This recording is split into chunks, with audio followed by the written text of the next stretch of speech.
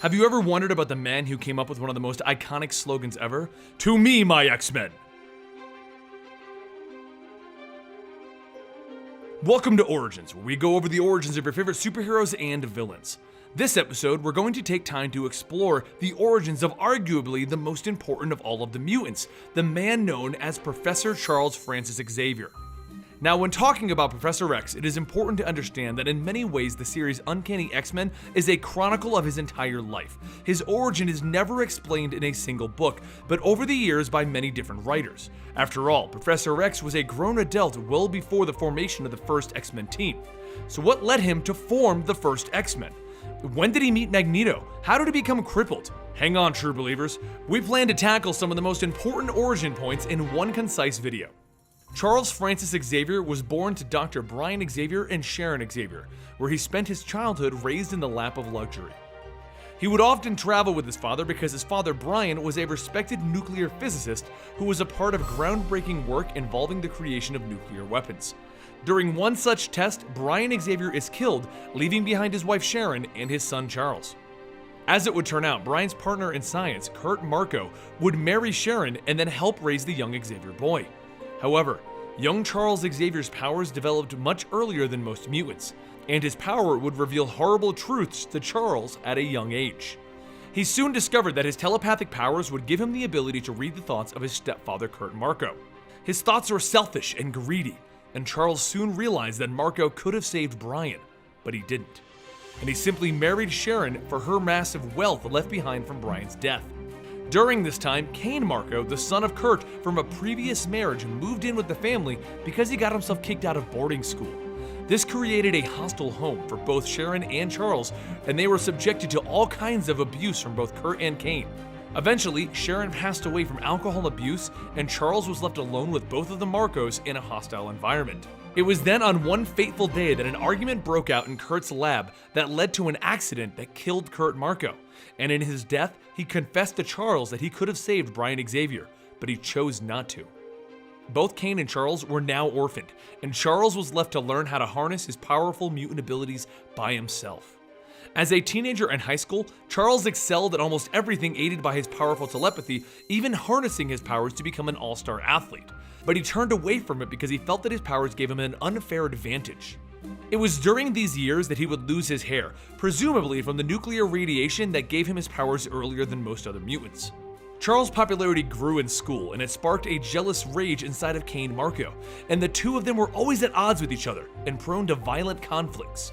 Both Charles and Kane served in the United States military when the Korean War then took place, and it was during that time that a strange episode happened when the pair of them stumbled upon an ancient temple, whereupon Kane Marco took an ancient ruby that imbued him with the power of the Juggernaut, an unstoppable force.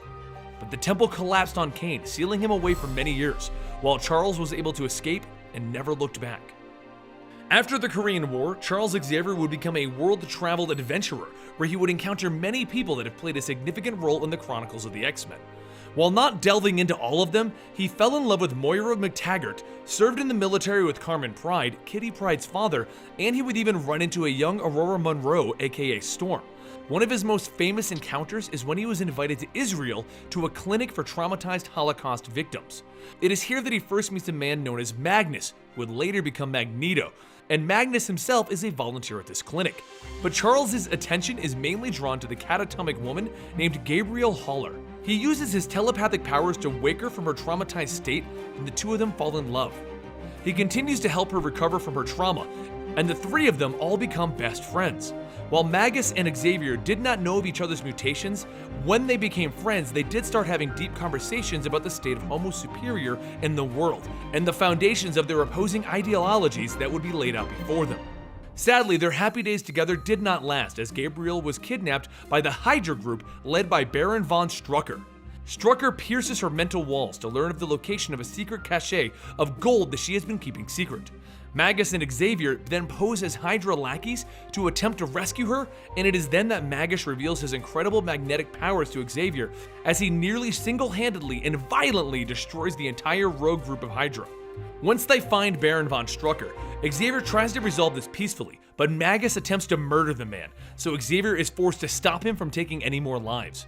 It is here that Magus and Xavier part ways because of their opposing ideologies will never allow them to be actual allies, and Magneto takes the cachet of gold, presumably to fund his militant endeavors.